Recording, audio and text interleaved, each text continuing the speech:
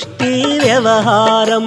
షిరిడీవాస సాయి ప్రభో జగతికి మూలం నీవే ప్రభో, దత్త దిగంబర అవతారం నీలో సృష్టి వ్యవహారం.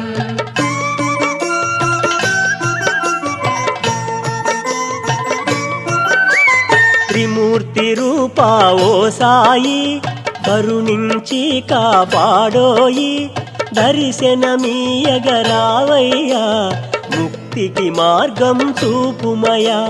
షిరిడీవాస సాయి ప్రభో జగతికి మూలం నీవే ప్రభో, దత్త దిగంబర అవతారం నీలో సృష్టి వ్యవహారం.